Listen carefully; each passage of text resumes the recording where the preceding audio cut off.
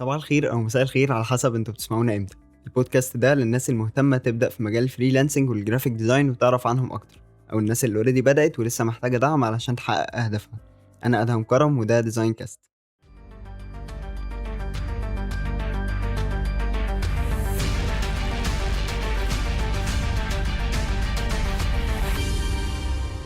قبل ما نبدا خلوني اشارككم ان الفيسبوك بيج بتاعتنا عدت ال 7000 فولور، واليوتيوب تشانل عدت ال 2000 سبسكرايبر. فلو انت مش عامل لنا فولو سبسكرايب روح اعمل لنا فولو سبسكرايب علشان بننزل حاجات حلوه هناك. متخصص في التسويق والتجارة الإلكترونية بخبرة أكتر في تأسيس كيان قوي وبيسهل عليها تبيع منتجاتها من خلال السوشيال ميديا ومحركات البحث بتاعتنا. اشتغل على براندات كتير زي أبعوف وجو باس وغيرهم كتير في مصر، وكمان اشتغل في أسواق في دول مختلفة زي السعودية والإمارات والكويت وأمريكا. وغير ده كله هو صانع محتوى شاطر جدا وكمان انستراكتور. معايا النهاردة عبد الرحمن علاء. ازيك يا عبد الرحمن؟ ايه الأخبار؟ كله تمام الحمد لله. ازيك يا ادهم؟ يا رب تكون بخير. الحمد لله كله زي الفل. انت ايه الأخبار؟ كله تمام اخيرا. يا رب دايما. بنحاول نظبط الحلقة بقالنا كام شهر، واللي هو كل واحد فينا بيبقى عنده دروبس كده، احنا جينا يعني. يلا بينا. طيب عرفنا كده بنفسك سريعا، للي ما يعرفش مين عبد الرحمن علاء. طيب انا عبد الرحمن علاء، انا بشتغل في مجال التسويق والتجاره الالكترونيه تقريبا من 2017. يعني الحمد لله دخلت المجال ده وانا حابه جدا. ما كنتش اصلا في الحته دي من قبل كده، انا كنت شغال سيلز لمده 4 سنين. حلو جدا. تقريبا طول فتره الجامعه انا كنت بشتغل لان انا كنت حابب ده بصراحه، ما كنتش اللي هو الطالب المثالي قوي. فلما عرفت مجال الماركتينج وبدأت أحبه بالتحديد بقى التجارة الإلكترونية، يعني كنت مهتم جدا إن أنا ألاقي فرصة فيها. الحمد لله جات لي فرصة كويسة كويس جدا. بإن أنا اشتغلت في واحدة من أحسن شركات التجارة الإلكترونية في مصر اسمها ميتش ديزاينز. الشركة دي أصلا كانت سوفت وير هاوس، كانوا بيعملوا ويب سايتس. بعد ما أنا جويند از بزنس ديفلوبر برضو في الحتة بتاعت السيلز اللي كنت فيها، بدأ يجي لنا كلاينتس كبار شويه. الناس دي مش بس عايزين ويب سايتس، الناس دي كمان حبوا ان احنا نعمل لهم الماركتينج. صاحب الشركه كان حد شاطر جدا، هو المنتور بتاعي وانا اتعلمت منه كتير جدا جدا. والحمد لله بعد ما حققنا نجاحات لعملاء كبار زي ابو عوف وجو باص وبيتك وناس تانية غيرهم، خلينا الايجنسي بتاعتنا تبقى اي كوميرس ماركتنج ايجنسي من الاخر. وانا كنت الحمد لله السينيور ميديا باير اللي موجود هناك. حلو جدا. فكانت مدرسه يعني لمده 3 سنين اتعلمت منها حاجات كتير قوي عن الاي كوميرس فروم سكراتش، من ناس على سكيل كبير، يعني براندات كبيره اصلا بتصرف فلوس كتير جدا في الشهر على الادز. وده الحمد لله يعني ساعدني ان كل حاجه اتعلمها ان انا كنت اطبقها في نفس الوقت بسرعه، وخلاني شايف الصوره الكبيره شويه بتاعت الاي كوميرس. جميل جدا. بعد فتره من ما بدانا الشغل في 2019 كده، انا قررت اني ابدا اعمل كورسز في الفيسبوك ادز وفي الديجيتال ماركتنج، والحمد لله يعني لحد النهارده انا مستمر في ده بجانب شغلي. عظيم جدا جدا. طيب قول لي، انت قلت ان انت في ميتشي ديزاينز، كنت الاول شغال معاهم وبعد كده بقيت بزنس ديفلوبر، بعد كده بقيت سينيور ميديا باير. فالترتيب الوظيفي هل هو شويه مختلف؟ لان انا برضو معرفش الترتيب الوظيفي بالنسبه للماركتير، بس هل هو انا حاسس ان هو بعيد عن بعض شويه. فهل ده كان ريليتد ببعضه ولا انت كنت بتتعلم حاجات مختلفه وبتشتغل فيها؟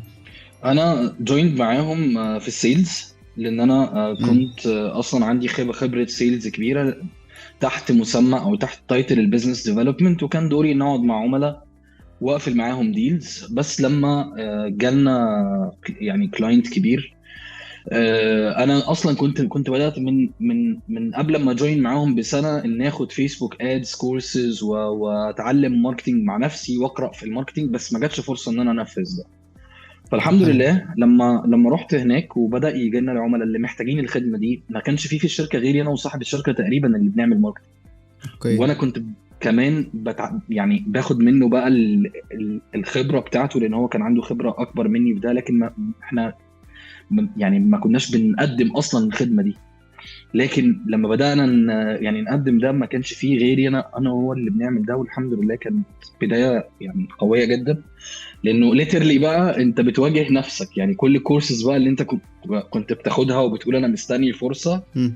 لازم تتعامل بيها دلوقتي، لازم تطلع العلم اللي انت خدته منها فورا، وبادجتس كبيره كل شهر، وعايزين عائد على البادجتس دي، مش مجرد بنصرف بادجت على مثلا كامبينز براندنج اللي هي مش مستنيين من وراها حاجات فلوس من الاخر. لا، انت بتصرف عشان تجيب اوردرز، انت بتصرف عشان تجيب ترافيك، مم. بتصرف عشان الناس تعرف البراند وتتعامل معاه تاني وتعيد استهداف الناس دي بادز تانية. اوكي جامد. فالحمد لله كانت تجربة يعني غير غير بلاند، ماشي يعني مش مخطط مم. ليها، بس الحمد لله كانت هي بدايتي يعني في الكارير ده. جامد. انا على فكره دايما بقول الحته اللي انت بتتكلم فيها دي، انا كنتش عارف ان انت طبقت الرول دي بشكل ما. فكره ان انت لما يجيلك فرصه معينه في حاجه دوس فيها على طول. لو انت لسه بتبتدي يعني وشغال في حاجه ولقيت حاجه تانية انت ممكن تعملها اعملها، فاهم؟ او اللي بالظبط. هو الباكجينج، اللي هو باكج يور سكيلز، فاهم؟ ان انت عندك كذا مهاره فانت ممكن تدمجهم كلهم مع بعض وتشتغل بيهم عادي. ف صح جدا، جامد صح اوي. جدا. حبيبي. اوكي. انت دلوقتي شغال ديجيتال ماركتنج مانجر مع ستابروك، صح؟ لا، انا كرنتلي شغال ديجيتال ماركتنج مانجر على كذا اكونت، في منهم حاجات للاي كوميرس وفي حاجات فيهم في السوق الخليجي، لكن انا سبت ستابرق تقريبا السنه اللي فاتت. اوكي. وكانت الحمد لله برضو تجربه جامده جدا، لان انا اصلا يعني كنت حابب حازم وكنت حابب ان انا اشتغل معاه، وكنت بحب البراند ده نفسه. حاليا جميل، ستابروك تحفة بصراحة. مم. يعني تحفة تحفة، وكمان اهتمامه يعني أنا بحب ديزاينز بجد بتاعتهم بتاعت اللبس. مم. لذيذة. وتقريبا يعني نص الدولاب بتاعي مستبرخ أصلا، ببقى شاري يعني اللبس ده أنا ما خدتش حاجة فري. اوكي. بس بس فعلا كانت تجربة حلوة. لكن أنا كرنتلي شغال يعني مع كذا كلاينت بشكل يعني ده مش فريلانس، لأن هي مش فريلانس بصراحة، لأن أنا برضو مم. يعني على حسب فهم السوق لكلمة فريلانس، اللي هو حاجة انت بتعملها شهر وخلاص. لا، اوكي. انا مش ده شغلي. انا بشتغل مع الناس دي بشكل ريموتلي، لان الحمد لله انا بحقق لهم نتائج. حلو جدا. فاهم قصدي؟ جميل. طيب انا عايز بقى اخدك كده في الاول قبل ما نخش في التوبيك بتاعنا النهارده، واسالك ايه اللي خلاك تدخل من حته الديجيتال ماركتنج للكونتنت كريشن، او ان انت تبدا تعمل فيديوز. انت ما شاء الله ليك ريلز جايبه ارقام جامده قوي، ليك تشانل على يوتيوب اي ثينك، ليك كذا حاجه. ايه اللي خلى عبد الرحمن يتنقل، او مش يتنقل، اللي هو ياخد ستيب اكبر لحته الكونتنت كريشن وان هو يبدا يعمل محتوى؟ طيب انا في بداية 2019 قررت ان انا ابدا اعمل كونتنت على الفيسبوك عندي بسيط كده، بوستس بس يعني بسيطة، وخدت الموضوع تحدي مع نفسي ان انا انزل كل يوم بوست اي جميل. حاجة. مم. انا كنت الفتره دي بقرا كتب كتير، وكنت يعني منغمس بقى في ان انا اتعلم، وحاسس ان انا فاضي من جوه، وعايز املى الفضا ده بعلم، عايز املاه بحاجات انا بحبها من كل الاشكال، سواء بقى بشكل ثقافي، بشكل بيزنس مثلا، بشكل ديني. مم. فكنت بحب ان جميل. انا اشارك حاجات من اللي انا ببقى بعرفها وبتعلمها، وبحس انها بتأثر في الواقع بتاعي مع الناس، بس بشكل بوسترز. بعد كده وصل عدد الفولورز عندي اخر 2019 تقريبا 10,000 فولور، من صفر، من ولا حاجه. فكانت دفعه حلوه ان انا اكمل اعمل ده. آه، بعد كده حسيت ان انا عايز اطلع في فيديو اكتر، لان انا كنت خايف من الحاجه دي، كنت حاسس انها صعبه شويه عليا. مم. فانا ما يعني انا من الشخصيات اللي لما بتلاقي الحاجه صعبه بتدوس بوشها فيها، عشان انا ما بحبش احس الاحساس ده، ان في حاجه صعبه عليا وان في حاجه انا مش عارف اوصلها. ده مش منطقي، او ده يعني مش حاسس ان انا النوع ده من الناس، حتى الحمد لله من وانا صغير يعني الخصله دي فيا. جميل جدا. فقلت طيب انا هطلع في ستوريز بسيطه بيشوفها 200 300 شخص عندي لما بعمل ستوري يعني، وهتكلم في فيديوز. لكن كانت المشكله انه كان عدد الثواني اللي في كل ستوري تقريبا 10 ثواني او 15 ثانيه بس. فلو لو عايز احكي توبيك مثلا، فبقعد اعمل 5 6 7 ستوريز بحس الناس كانت حابه ده جدا، وكان بيأثر على الناس، وكانت بتبعت لي رسائل ان ده كويس يعني ومؤثر. وبعد كده في مره كنت رايح مدينه نصر وقاعد ومستني واحد صاحبي، طبعا بيتاخر دايما، فلقيت النوتيفيكيشن من فيسبوك جاي لي ان انا اتفتح لي نعمل حاجه اسمها ريلز. ريلز دي أنا ما كنتش يعني بصراحه بحبها، او ما كنتش بحب اتفرج لانها كانت ادمانيه شويه، كنت بقعد بقى يعني سكرول سكرول سكرول.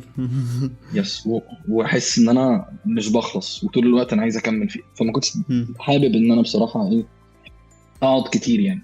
خصوصا ان برضو كان الكونتنت اللي عليها كان عشوائي قوي يعني. يعني الفتره دي حتى احنا دلوقتي بنتكلم في 10 شهور تقريبا من بعد ما انا بدات، لا الكونتنت دلوقتي بقى في ناس متخصصين بيعملوا ريلز، وبقت الناس حتى اللي عندها تشانلز على اليوتيوب بتعمل كونتنت ريلز خاصه بيه، وبقى في اهتمام بالفيتشر دي. عن الاول كان الموضوع عشوائي تماما بقى، والفيديوهات بتاعت التيك توك هي اللي بتتحط وخلاص، فما كانش اقوى حاجه. وانا قاعد قلت طب اما اجرب اتكلم في حاجه زي الستوريز اللي انا كنت بعملها. سجلت ريل وقمت رافعها، كانت أسوأ ريل ممكن تتصور في الدنيا حرفيا، كانت مناخيري واكله الموبايلات الناس كلها. كان الموضوع مضحك بشكل بشع يعني.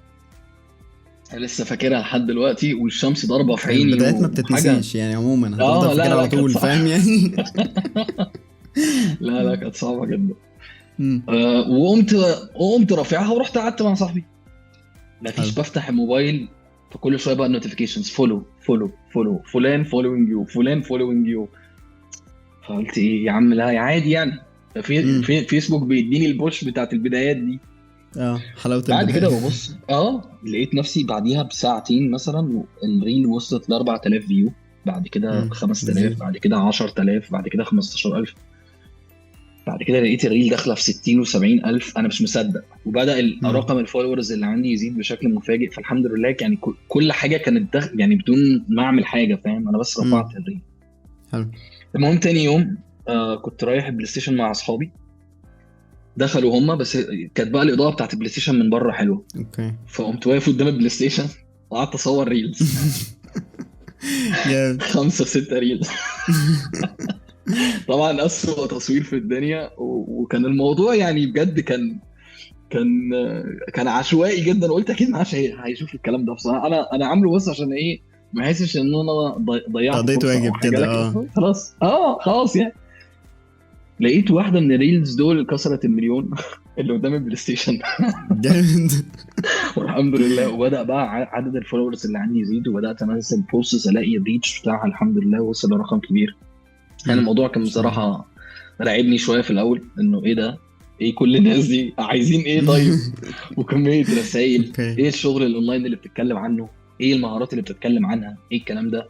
بدات تتكون بقى عندي يعني القناعات واحده واحده من الخبره. يعني انا بدات ارجع بقى لعبد الرحمن في الاول خالص، لو هو شاف الريلز بتاعت واحد بيقول الكلام ده هيقول عنه ايه.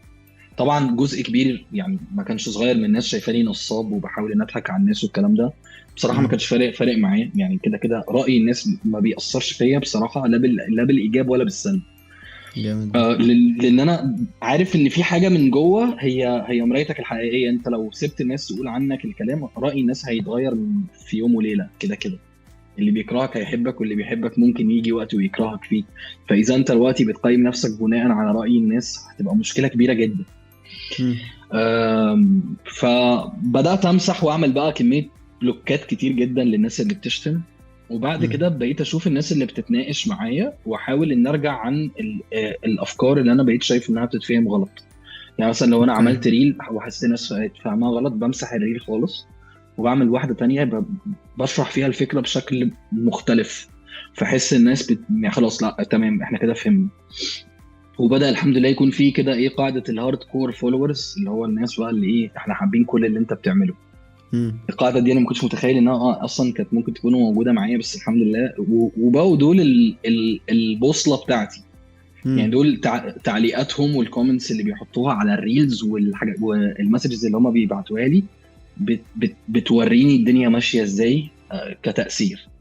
فبحاول على قد ما اقدر ان الريلز بقى ايه تبقى بتفيد الناس وبتساعدهم. طبعا بيجي لي الحمد لله رسائل انه حد مثلا كان بيتابعني من 5 شهور او 6 شهور وبدا ياخد خطوه ويتعلم اونلاين، والحمد لله دلوقتي بيشتغل بمرتب كويس حلو. في مجال ما كانش متخيل. فاللي هو عارف ايه ده، طب الحمد لله. جامد. بس لذيذ جدا. الجيرني بتاعتك لذيذة واكتر حاجة لاحظتها ان انت حد بتخش في الحاجة بوشك كده زي شوية. ف... حلو. فالحوار ده لذيذ قوي يعني، عايش يكمل فيه، فاهم؟ تسلم حبيبي. اوكي، نخش في التوبيك بتاع النهارده شويه.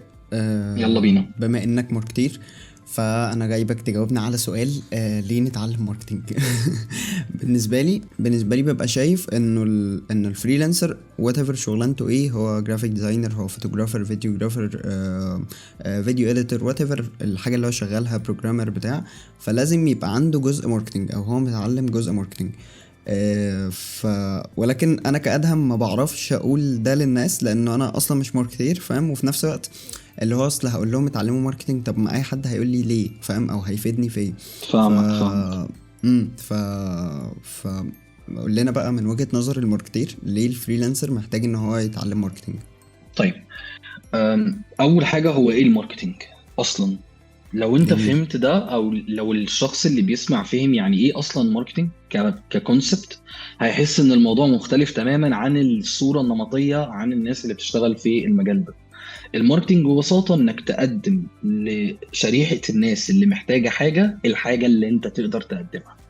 حلو انت جدا. كشخص تستاند اوت بحاجة مميزة عن باقي الناس اللي في السوق غيرك، وتقدر ان انت تقدم للناس اللي محتاجينه حقيقي، مش اللي انت فاكر ان هم محتاجينه. حلو. فالماركتينج هو علم دراسة احتياج الناس عايزة ايه، الناس اقدر افيدها ازاي، واخد مقابل ده فلوس ازاي. موضوع بسيط لذيذ جدا. جدا.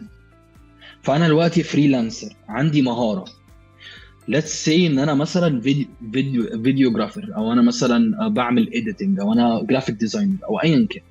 اوكي. لكل شخص بيشتغل في مجال الماركتينج، سوري، لكل شخص يعني بيشتغل في مجال العمل الحر، شريحة محتاجة الشغل بتاعه، شور. ناس محتاجة اللي هو بيعمله. حلو كده. هو محتاج انه يدرس النيدز بتاعتهم. من الاخر هديك مثال، لو انا دلوقتي مثلا بعمل اديتنج للفيديوز، مين ممكن يكونوا التارجت اودينس بتوعي او الشريحة المستهدفة بتاعتي؟ عايز اقول لك عشرات. ابتداء بقى من الناس اللي بتعمل كونتنت على السوشيال ميديا، للناس اللي بتعمل اعلانات، ودول ما اكترهم. يعني انا مثلا كواحد بيشتغل اهو في الاي كوميرس ماركتنج، نفسي الاقي ايجنسي او شخص او تيم فريلانس يبقى بيعمل موضوع الفيديو اد من الالف للياء. يعني انا اجي اقول له ادي المنتج جامد بتاعي أوي. اهو، وهو يعمل الفيديو اد من الالف للياء. ده نيتش. لو الشخص اللي بيدخل مجال الفيديو اديتنج او الفيديوجرافي او ايا كان قدر ان هو يركز عليه ويساعد الشركات دي انها تطلع ادز كويسه، شكرا. انا واحد بستهلك كميه ادز كل يوم للعملاء بتوعي بالهبل، بطلع كامبينز كتير، اوكي. والاد ده بيجي في وقت خلاص ما بيبقاش شغال، ما بيبقاش فعال، فانا محتاج اد تاني. ده احنا بنتكلم على اد لمنتج، ما بالك ان انا لو عندي شركه فيها 100 منتج، اوكي. محتاج حلو. اعمل لكل اد 100 اد بفكره مختلفه. بره الشباب اللي بيشتغلوا مثلا فريلانسرز على فايفر او على اب وورك او كده، بيقول لك اديني البرودكت بتاعك وانا هعمل لك الفيديو من الالف للياء. بيبقى جامد جدا، بيقعد بقى يصوره في اوضته ويعمل حاجات زي اللي بنشوفها في يوتيوب وفي الريلز والكلام ده، قويه جدا. نفس كواليتي الشركات الكبيره زي نايكي وابل والحاجات دي، بس هو بيبقى شاطر. فانا ما ينفعش ان اقول انا ليه اتعلم ماركتنج، لا، هو انت ازاي ما تتعلمش ماركتنج؟ جامد أوي. انت كده هتبقى ناقص حاجه اصلا. انت المفروض تكون فاهم كونسبت الماركتنج وطريقه تفكير الماركتير، حتى لو مش بتستخدم نفس الادوات اللي بيستخدمها. حلو. يعني انت عشان تعمل لنفسك تسويق كفريلانسر، انت محتاج ان انت تبقى فاهم يعني ايه ماركتنج، تقرا عنه فتره كافيه، وتاخد كورس مثلا ديجيتال ماركتنج او حاجه. وبعد كده تفكك بقى من الكلام اللي بيتقال عن فيسبوك ادز مثلا او عن الانستجرام، وتفهم الناس اللي ورا مجال الماركتنج مثلا هيحتاجوا شغلك في ايه. انا حلو مثلا أوي. كحد دلوقتي بيشتغل معايا جرافيك ديزاينر، يعني في واحد جرافيك ديزاينر صاحبي، ده احسن جرافيك ديزاينر انا اشتغلت معاه في حياتي بصراحه. الجرافيك ديزاينر ده هو دلوقتي طبعا بيشتغل في ما شاء الله استوديو كبير وبيعمل حاجات بيلبوردز في الشارع وشغله قوي جدا. جميل. احمد ده كان دايما فاهمني، يعني اقول له انا عايز اعلان يوصل للناس كذا كذا، فيقول لي تمام سيبني، فسيبه فيطلع وهو فاهم دماغ بتوع التسويق بتفكر ازاي، ولما عايز يطلع الاد ده للناس ويصرف عليه فلوس عشان يوصله لعشرات الالاف، هو عارف رد فعل الشخص اللي بيشوف الاعلان ده ايه. لو انت كشخص جرافيك ديزاينر مش فاهم ماركتنج، انت مش هتفهم كل اللي انا بقوله ده، وهتبقى بتفكر في حاجه واحده بس، ازاي اخلص التاسكايه اللي طلبت مني. لذيذ. والنوع ده من الجرافيك ديزاينرز برضو اشتغلت معاه، اللي هو انت عايز ده ايه يا كتير عبد قوي. الرحمن؟ انت تعبتني. انت عايز لونها ايه؟ عايز احط لك هنا مثلا شادو، احط لك؟ يا عم لا يا عم، انا عايز الاعلان يبقى شكله حلو للناس. انت فاهم؟ انا ما اعرفش ازاي، لان انا مش جرافيك ديزاينر، انا مش بالظبط. ديزاينر. بس انا عايزك لو انت شفت الاعلان تدوس عليه. لذيذ جدا. او لو حد من الشريحه المستهدفه بتاعتنا اللي انا هشرحها لك يدوس عليه فورا. تقدر تساعدني في ده؟ هو لو مش فاهم تسويق مش هيقدر يعمل ده، وانا فاهم ده كويس قوي. فطبيعي كل الشغلانات اللي على الانترنت محتاجه لها انك تتعلم ماركتنج، لو مش عشان تجيب لنفسك شغل وفلوس، عشان تفيد الناس اللي هتشتغل معاك كده كده. لذيذ جدا. كنت لسه اتكلم معاك في البوينت دي بتاعت تأثير الماركتنج، ان هو غير ان هو هيساعدك تسكيل وتكبر وتعمل بيرسونال براندنج وهيساعدك تماركت لنفسك، هو كمان هيساعدك في الشغل بتاعك. انه زي ما انت كنت بتقول، اللي هو لو جرافيك ديزاينر فانا لازم ابقى فاهم الماركتير محتاج ايه وايه تأثير الديزاين بتاعي في الماركتنج او الكامبين اللي شغالة دلوقتي والحاجات دي. فلذيذ جدا جدا. غير كده يعني برضو انا عندي وجهة نظر شوية. انا لما جيت اتعلم ماركتنج بالنسبه لي اتعلمته في الاول قبل البودكاست علشان ليا انا كادهم كنت بحاول اعرف ازاي اعرف التارجت اودينس، ازاي يعني شويه حاجات كده اللي هو ايه بسيطه من على الاطراف كده، علشان تساعدني في شغل انا ان انا احدد التارجت اودينس المعينين لشركه شغال معاها او ليا كادهم في شغلي او حاجات زي كده. ولما جيت ابدا جيت ابدا البودكاست سوري، فروحت اتعلمت فيسبوك ادز علشان اعمل ادز للبودكاست، وبعد كده رحت اتعلمت شويه ازاي اعمل ماركتنج بلان علشان ابدا اشتغل على البيج بتاعه البودكاست وابدا انزل عليها بوستس ومش عارف ايه واعمل لها كامبينز كامله وهكذا. فانا بالنسبه لي لما جيت اتعلم انا خدت كذا حاجه من كذا حته، بس في الاخر كلهم مفتحين على بعض او كلهم تحت السكشن بتاع الماركتنج، علشان يفيدني في شغلي كادهم، وفي نفس الوقت يفيدني في الحاجه اللي انا بعملها وهكذا. جامد.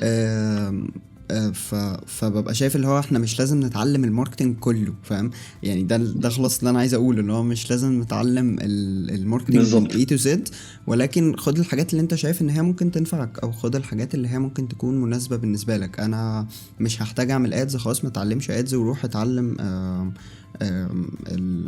الكامبينز مثلا او الماركتنج بيمشي ازاي او الماركتنج بلان.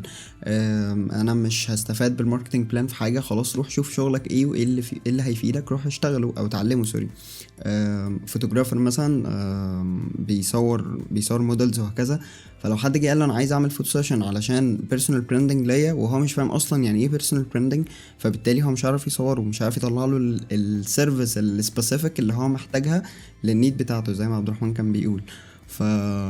فخد الحتت اللي تفيدك من الماركتنج، مش شرط تتعلمه كله، ولكن خد الحاجات اللي تفيدك او خد الحاجات اللي ممكن تكون مناسبة بالنسبة لك. فده اضافة بس على كلام عبد الرحمن يعني. عبد الرحمن انا عايز بقى اسالك انت، بما انك برضو جوه الشغلانه دي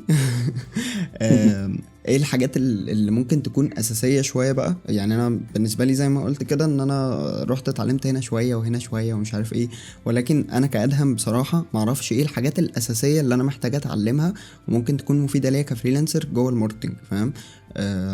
يعني مثلا احدد الاودينس، فهو اي حد محتاج يحدد الاودينس، فاهم؟ فدي حاجه اساسيه معانا، على عكس مثلا الادز لا، ممكن حد يحتاجها وحد تاني لا، فاهم؟ فايه الحاجات اللي ممكن تكون اساسيه ان انا اتعلمها كفريلانسر علشان اسكيل او علشان تساعدني في شغلي؟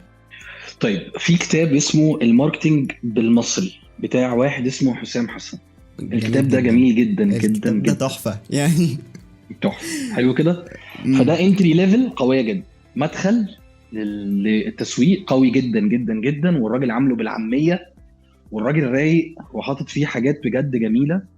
وانا يعني انا قراته بعد ما اشتغلت في المجال ده ب3 سنين مثلا او 4 سنين، فما كنتش يعني كل الكلام اللي هو كاتبه انا عارفه وبشتغل مم. بيه، بس ترتيبه مع بعض كان فعلا قوي جدا لاي حد داخل الاريا دي جديد. فربنا حلو يجازيه جدا. خير. اصلا كده كده الكتاب ده مجاني على ما اعتقد يعني، وموجود على الانترنت في كل حته كPDF. الكتاب ماشي، تقريبا فري، لان انا برضو كنت محمله فري. تحفه. ف يعني اول حاجه انت تعملها تجيب الكتاب ده وتقراه. جميل. تاني حاجه انك تسيرش عن الديجيتال ماركتنج كورسز اللي موجوده يعني دلوقتي، عشان تفهم السوشيال ميديا شغاله ازاي. مم. يعني الناس فاهمه هو انا ليه الريتش عندي واقع. السؤال ده انت مش هتساله لنفسك لما تفهم ماركتنج. ليه؟ لان انا هقول ان الترندنج توبكس اللي الناس بتتكلم عنها دلوقتي انا ما بكتبش كونتنت عنها. فانا الكونتنت بتاعتي دلوقتي للناس الفولورز اللي عندي irrelevant. فطبيعي ان فيسبوك مش هيعمل لي ريتش، او انستجرام، او تيك توك، جامد أوي. او اي حاجه. فاهم قصدي؟ مم. ويعني الريتش في حد ذاته، مثلا ان انا يبقى بعمل كونتنت او بكتب بوست او بشير مع الناس حاجه والاقي الريتش بتاعها ضعيف، دي برضو نقطه راجعه للكواليتي بتاعت الكونتنت نفسه. مم. انت فاهم قصدي؟ تاني فاهم. حاجه انت محتاج ان انت بعد ما تفهم الاساسيات بتاعت السوشيال ميديا وتعرف السوشيال ميديا عموما شغاله ازاي عشان تقدر انك توصل للناس من خلالها. الحاجه التانيه ان انت تبدا تعمل بيرسونال براندنج. وادهم كان نزل امبارح تقريبا بوست كان رائع عن القصه دي، او مم. كان جامد جدا. ربنا يخليك والله، شكرا جدا. البيرسونال براندنج، ودي يعني بصراحه حاجه حصلت معايا من ساعه ما بدات شغل، وكنت مقتنع بيها من الاول بسبب واحد اسمه جاري في.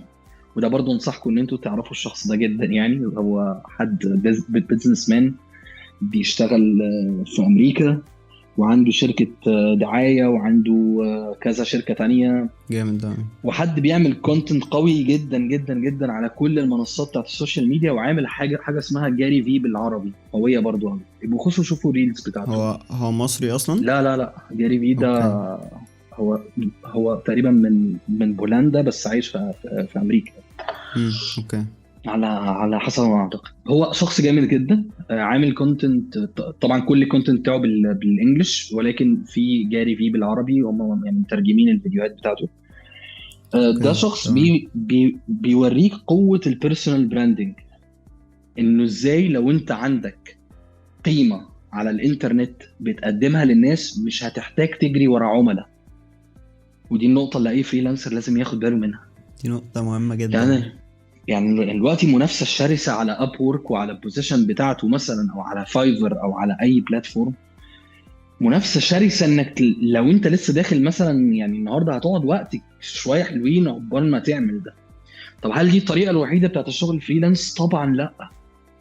يعني لما حد بيخلص معايا مثلا كورس من كورس تجاره الكترونيه او ديجيتال ماركتنج، يقول لي طب ايه بقى النكست ستيب؟ اقول له خش فورا جوه جروبس بتاعه الديجيتال ماركتنج وبتاعه البيزنس، واكتب انت تقدر تعمل ايه. والناس بتلاقي شغل بالشكل ده. لذيذ جدا. وانا عندي جروب اسمه ميديا باينج ايجيبت، فيه اكتر من 20,000 واحد. حلو. طبعا الحمد لله كان يعني الجروب ده برضو كان من الحاجات يعني الحلوه اللي انا كنت اعملها الفتره اللي فاتت. وبرضو معايا الحمد لله تيم قوي جدا هو اللي بيمانج الجروب اون ديلي بيزز، يعني جامد أوي. بيقبل البوستات وكده. فلو دخلت جوه هتلاقي ان البوستز اللي الناس بتنزل فيها انا مثلا اسمي فلان الفلاني، محدش يعرفني في الماركت خالص، ونزلت انا اقدر اعمل انواع الكامبينز اللي اقدر اعملها واقدر اعمل بلان ازاي، واشتغلت على ايه من قبل كده، او لو حتى ما اشتغلتش خالص اقدر اشتغل على ايه، وان انا عايز فرصة ان انا ابدا اجرب اللي انا اتعلمته. الناس دي البوستز الاكثر تفاعلا. بتلاقي الناس كلها في الكومنتس تحط الميلز بتاعتها، ابعت لي السي في بتاعك، كلمني، ابعت لي رساله. ليه؟ لان انا مفيش شركه دلوقتي مش محتاجه حد بيعمل الحاجات اللي انت بتعملها، ايا بقى كان الحاجات دي ايه. جرافيك ديزاين، ماركتنج، فيديو اديتنج، فوتوغرافي، ترجمه، ايا كان. في ناس موجودين جوه الجروبات دي مستنيين شخص يبقى بيعمل الحاجه دي بشكل كويس وسعره مناسب. جامد. ليه ما تقولش انا اقدر اعمل 1 2 3 4 اللي انا لسه مخلصهم في الكورس، ادوني فرصه اطبق بايدي. انا كان بيجي لي شغل كده، انا كنت بخش مم. جوه يعني جروبس واقول للناس انا عملت كامبينز كذا، بحقق نتائج كذا، الرو اس بتاعي كذا، الريتيرن اون اد سبند بتاعي كذا، اديني فرصه اشتغل معاك، خلينا نجرب مع بعض فتره. فبلاقي لا طب يلا جامد، يعني الحمد لله اشتغلنا وحققنا نتائج سوا، فبكمل. مش مستني ان اب وورك الالجوريثم بتاعته تطلعني للناس عشان الناس تخش وتبعت لي الانفيتيشن، ولا ان انا اقعد اتنافس بالسعر على كل الناس اللي بتقدم على الجوبس اللي بتنزل. مش بس ده الفريلانس. مم. الفريلانس حاجات كتير انا جدا. بكره الموضوع ده في المواقع بتاعه الفريلانسنج يعني. بكره حوار صعب. الكومبيتيشن اللي هو انت لازم تخش تفضل قاعد كل 5 دقايق بتعمل ريفرش، كل 5 دقايق بتكتب بروبوزل طويل عريض 900 سطر، ويا تتقبل يا لا ومش عارف ايه. هدك ابن بالظبط. لذينه انا. وعندك يا بكره باشا الهدك ده. الهنود، يعني سعرهم قليل جدا جدا جدا، ودول اكتر ناس بتنافس بالسعر. امم. ال- دي الناس حقيقة. الهنود او اللي من بنجلاديش او من باكستان، هو راضي باي ثمن بس امم. ياخد الشغلانه.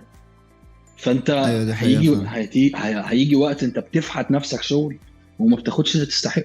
يمكن لو امم. اشتغلت مع كلاينت مصري هتاخد اكتر. دي فاهم حقيقة. قصدي؟ و...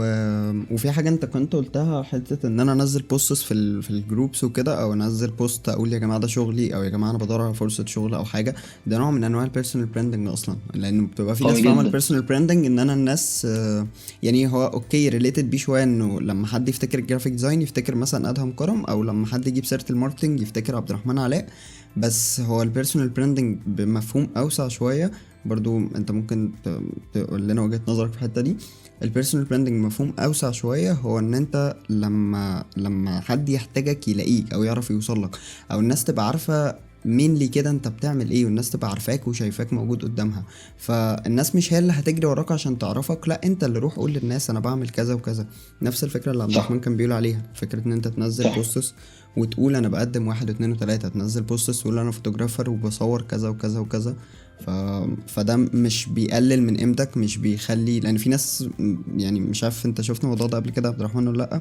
في ناس بتاخد الموضوع على كرامتها قوي، اللي هو لا انا ما ينفعش انزل بوست اقول ان انا بدور على شغل وبتاع. ليه يا حبيبي ما تنزل يعني؟ محتاج بالظبط. شغل نزل، قول انا ايوه محتاج يعني شغل انا عادي. بس انا عايز افهم العيب في كده ايه. يعني العيب في كده ايه؟ في وبرضه ناس في ناس بيبقى تانية بتتكسف عندها انها انزايتي تطلب رهيبة. فلوس من من العملاء اللي بتشتغل معاها. يعني كان في لا انا بنت ممكن اكون من بتقول الناس دي لي شوية. اللي هو لا طب يا جدعان بس انا دلوقتي انا انا بقدم قيمه، لا انا لما باجي اتفق انا بتفق، مم. انا عايز كذا. ده كتير؟ لا ده مش كتير، ده بالنسبه بقيت للماركت بقيت كويس. بعمل تمام. ده. بقيت بعمل ده mainly، واللي هو show me the money I show you my work. يعني بص بس هي رول كده. كده يعني. بسيطه جدا، بل بالعكس انت اصلا بتاخد كده احترام العميل، خصوصا المصري اللي هو امم. شكاك اصلا. اللي هو اللي شكاك، هو واللي هو شايف ما ايوه. بيدفعش، لو انت ما قلتلوش على فلوس مش هيديك فلوس يعني بمنتهى لا الامانه. وتاني حاجه ان هو لو حس ان انت ما يعني عادي كده ممكن يشتغل معاك باي رقم، مش هيثق فيك اصلا. هيحس امم. ان انت تعبان، هيحس ان الجوده بتاعتك رديئه، الوحيد ان انت ممكن تكون نجم عندك شويه بس انت مشاكل في مثلا يعني التراست مكسوف. بتاعتك. انت محتاج ان انت تطلع في السوق وتقول انا بعرف اعمل 1 2 3 4 5 6 يا جماعه، انا شاطر في كده، ده شغلي، ويلا بينا نجرب شغل مع بعض. جامد قوي. مش هتخسر حاجه كده، انت بتبني لنفسك سمعه جوه السوق. يعني في اي مجال، جرافيك ديزاين، ماركتنج، ويب ديفلوبمنت او اي حاجه، دايما في اسامي رنانه. الاسامي الرنانه دي امم. بسبب قيمه قدمتها على الانترنت، او عرض الانجازات، او لشغل معين، او ان الناس بقت عارفه لما اتكلمت مع الشخص ده كتير ان هو شاطر في كذا. لذيذ. الموضوع بسيط جدا. وعلى فكرة مش بس في الفريلانسنج، يعني مع احترامي لكل الناس طبعا، بس حتى مثلا بايعين الخضار لما تنزل كده السوق تقول مين اشهر بياع خضار، هيقول لك كذا. طيب ليه كذا؟ عشان هو الحاجة بتاعته كويسة، عشان هو محله مثلا كبير، عامل انوار حواليه، الناس عارفة اسمه، بيتعامل دايما مع الناس، دايما موجود، هتلاقي انه في حد كده في كل سوق هو صح. معروف ان ده اشهر حد واحسن حد عندنا هنا يعني. واللي حواليه بيشهدوا بده يعني، مش بس الناس اللي ماشية كده في الشارع، لا صحاب المحلات. صح. فالموضوع it's very common، بيحصل في كل حتة، مش بس في شغلنا او مش بس في الفريلانسنج. لا، اي شغلانه او اي حاجه بتعملها هتحتاج تسوق لنفسك وهتحتاج تماركت لنفسك. حتى لو في ناس مش فاهمه اصلا البيرسونال براندنج او ما بتعملوش عن عمد، ولكن ستيل هو مطلوب. والماركتنج هيديك بقى الفاليو اللي تخليك تقدر تعمل بيرسونال براندنج بصياعه شويه او بذكاء، اللي هو الطريقه اللي انت بتكتب بيها البوست او الطريقه اللي انت بتقول بيها انا بشتغل كذا وكذا وكذا، فانا بدل ما انزل كده، لا ده انا هنزلها بطريقه شيك شويه عشان انا فاهم شويه ديجيتال ماركتنج. عبد الرحمن، بالنسبه لي كاخر سؤال علشان نلم الدنيا دي كلها، برضو لو حد لسه ما بدأش خالص، انا مثلا ما ابتديتش خالص ديجيتال ماركتنج او ما ابتديتش اتعلم ماركتنج خالص، فانت قلت ان هو يقرأ الكتاب بتاع حسام ويخش يشوف الفيديوز والكورسز والحاجات دي. ولكن هل الحاجات دي هتبقى كافية؟ اللي هو اما اعمل الحاجات دي هبقى تمام كده معايا experience كويسة في الديجيتال ماركتنج، ولا في حاجات تاني ممكن اعملها؟ يعني اما حد بيجي لي انا زي ما قلت لك عارف كذا حاجه في الديجيتال ماركتنج، بس ما اتعلمتهمش بخطوات، ما اتعلمتهمش بوي ثابته او باث كده اللي هو اعمل 1 2 3. انا رحت اتعلمت كل حاجه من حته، فاهم؟ فلما حد بيجي لي يقول لي طب انا عايز ابدا اتعلم ديجيتال ماركتنج او عايز اتعلم ماركتنج او عايز اعمل بيرسونال براندنج، فبقول له بص، انا ما اعرفش طريقه اديهولك، انا مشيت كده. فانت ممكن تروح تسال حد ديجيتال ماركتير اصلا، او تسال حد في السكشن ده، هو شغال جوه، فهو اكيد هيقول لك على طريق ثابت، حتى لو هو برضو ما اتعلمش بالطريق ده، بس هو على الاقل عنده واي كده للبيجنرز ممكن يبتدوا فيه. فايه الستبس اللي ممكن حد زيرو نوليدج في الماركتنج يبدا ياخده علشان يتعلم بقى كسكيل؟ طيب بص، انت ايا كان الكورسز او الكتب او العلم اللي انت هتاخده من اي مصدر، لما هتطبق بايدك هتبدأ تصنع طريقك الخاص. يعني انت يا ادهم دلوقتي خدت من كذا سورس كذا حاجة، لكن استحالة تكون بتطبق الحاجات بالنص. اكيد في حاجات جيت تجربها جابت ما نتائج بالظبط، مختلفة معاك وبس. جابتني الارض. وفي نفس الوقت ان في حاجات انت اكتشفتها مع نفسك وانت بتجرب اللي انت اتعلمته، نتائج جديدة طلعت لك طريق جديد تمشي فيه. هو ده بالظبط اللي عايز الناس تبقى واخده بالها منه. انا كنت فاكر ان مفيش انا حد الوحيد اللي هيديك كده خطه. لا لا، ده كل الناس كده. مفيش حد هيديك خطه او هيديك ستيبس، يلا كيف تصبح مشهور على السوشيال ميديا، كيف تصبح جميع العملاء بيجروا عليك. مفيش الكلام ده. مفيش كده. جامد. انت هتتعلم الاول انت هتفكر ازاي، لان الماركتنج فكر، الماركتنج مايند سيت. هتكتسب المايند سيت المايند سيت بتفرق في دي كل حاجه والله. بالظبط. هتبدأ تشوف السوق وشغلك والنتيجة اللي بتعملها وكلامك عن نفسك وتقديمك لشغلك وكل حاجة بشكل مختلف بعد ما تفهمها. يعني دلوقتي انا مثلا اختي بتتعلم جرافيك ديزاين، حلو كده، فبتقول جميل. لي طيب انا دلوقتي بنزل الشغل بتاعي بس محدش مهتم بيه. اول حاجة هي ما شافتش الفريلانسرز التانيين مستوى الشغل اللي بينزلوه ايه، هي نزلت مستوى شغل اقل بكتير قوي منهم وعايزة نفس النتيجة. مش منطقي. اوكي. انت محتاج تشوف السوق صح. وصل لفين، عشان ما اقولش ايه ده انا بعرف دلوقتي استخدم برنامج الفوتوشوب وبرنامج الالستريتور اذا انا جرافيك ديزاينر. لا. لا. اوكي. انا دلوقتي نفس الكلام على الميديا باينج مثلا، انا دلوقتي استطيع عمل اعلانات الفيسبوك الممولة. لا برضه لسه. اوكي. محتاج بقى تحط الحاجات دي ان اكشن، ان انت تبدا تطبق بايدك الحاجه اللي بتتقال وتشوف النتائج بنفسك وتسال الشخص اللي انت بتتعلم منه، لو عندك منتور او عندك حد تتعلم منه. ودي حاجه انا بنصح بيها الناس، الحمد لله انا ربنا رزقني بيها وبشكر ربنا دايما عليها، ان كان في حد منتور ساعدني ان انا اتحط على اول الطريق. بس المنتور ده ذات نفسه ما قاليش اعمل ايه كخطه، هو قال لي اوكي. يلا يا عبد الرحمن اتعلم كذا. يمكن بقى ان انا كنت باجي بعد فتره واقول له انا على الجديد، لا اللي انت بتقوله ده مش صح، الجديد كذا، ده اللي هيجيب معانا نتيجه ويطلع كلامي صح. ليه؟ لان انا ابديتد وبتعلم على طول. فاهم قصدي؟ فعمر ما حد هيديك الخلطه السريه. وعقلك ما يبقى يعني ما ينفعش يكون بالكسل.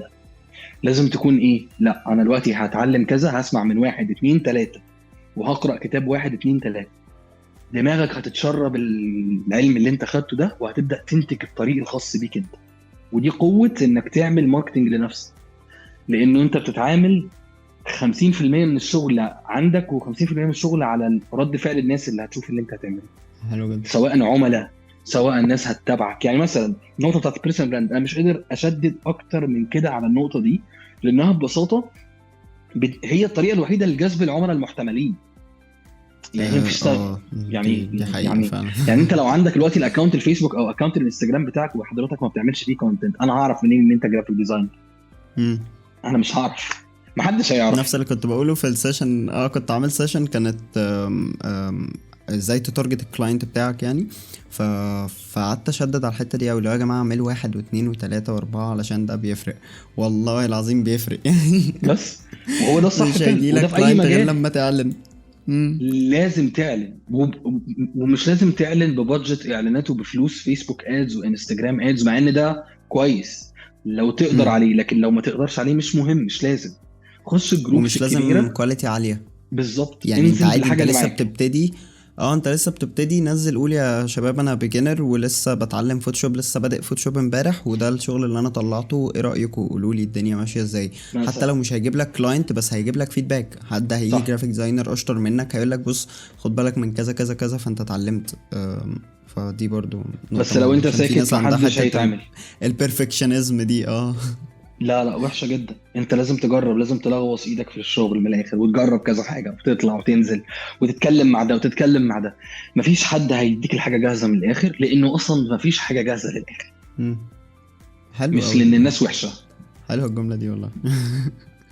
فاهم قصدي؟ مم. انا ما عندي يعني، انا حتى لما بعمل كورس دلوقتي، فالناس معايا في الكورس بقول لهم لو انت دلوقتي شايف جزء المايند سيت ممل وعايز بقى نخش على الاكشن وازاي بعمل الكامبين بايدي، انا شايف العكس المهم. مم. يعني انا دلوقتي شايف ان انت تتعلم ازاي تعمل كامبين بايدك، او تفتح فيسبوك ادز او انستجرام ادز او جوجل ادز وتعرف الزراير دي بتعمل ايه، ده اتفه حاجه. لكن تطلع منها ايه، ده اصعب حاجه. ايوه البيهايند. تكسب العملاء بتوعك ازاي فلوس، هو ده السؤال اللي المفروض اساله. مش اعمل حمله ازاي، ان انا اعمل ديزاينات تاثر في بيزنسز العملاء بتوعي، ده اهم سؤال. مش السؤال الاولاني بتاع ازاي اطلع ديزاين شكله حلو من وجهة نظر مين اصلا. يعني دي ايوه. برضو نقطة تانية. يعني انا يعني جرافيك ديزاينر الشاطر دايما بيقعد يبص للريفرنس المبيعات بتاع المنافسين مثلا، هو انهي اللي جاب نتيجة، هو انهي اللي مشغلين ادز عليه، هو انهي اللي بيصرفوا فلوس عليه، كذا كذا، معقولة ده. يعني في برضو كيس قامت حاصله معانا، ان انا لما كنت في الشركه كنا بنعمل ريبراندنج لشركه باصات كبيره تبع الجوباص. الشركه دي كان اسمها العاصمه وبقى اسمها اوتو بي سي. اوكي. حلو كده. عملنا ديزاينات وبراندنج بقى قوي جدا بقى، لقينا المبيعات نزلت بطريقه بشعه، والناس مش عايزه تشتري ومش عايزه تقرب اصلا من ناحيه الباصات. ليه؟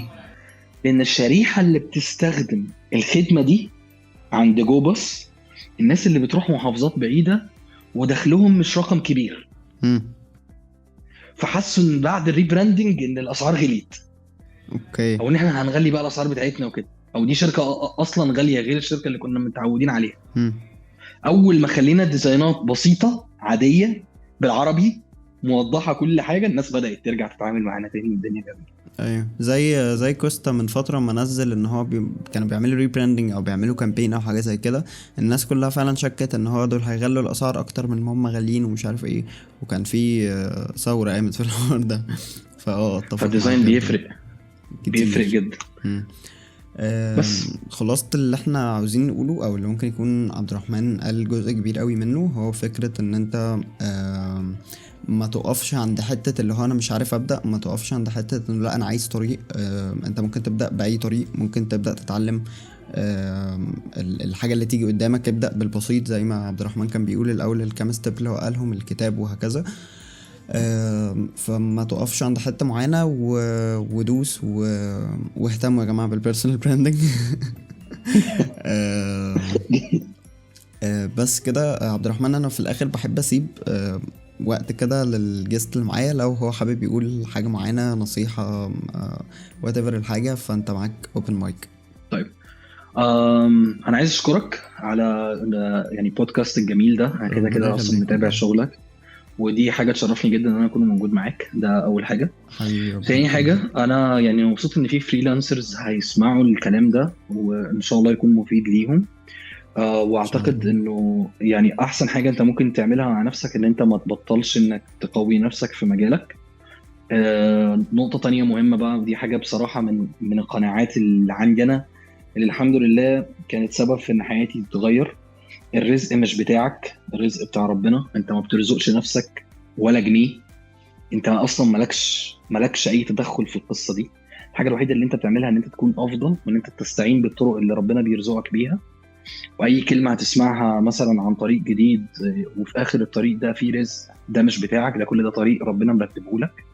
انت بتعمل دورك، سيب الدور بتاع ربنا، ولله المثل الاعلى دوره. ففي ناس، او انا لما كنت ببدا في الاول كفريلانسر كنت شايف ان انا اقدر اتحكم في موضوع الرزق ده، وانا لو اشتغلت زياده هجيب لنفسي شغل اكتر. كل ده هري. مم.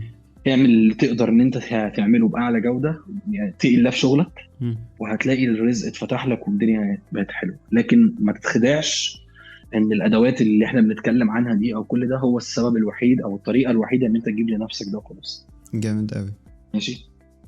المايند سيت دي لو اتغيرت، انت غير ان انت هترتاح نفسيا اصلا، وهترضى بالحاجه اللي معاك دلوقتي، هتلاقي انه هتقدر تستشعر نعم ربنا في شغلك. جامد. دي حاجه بحس الجيل الجديد مش شايفها شويه. حاسس انها ان انا اللي بنفع نفسي. انا لو احنا في خدت حاجات الكورس ده سقطت انا مننا هكسب. كتير قوي يعني فاهم.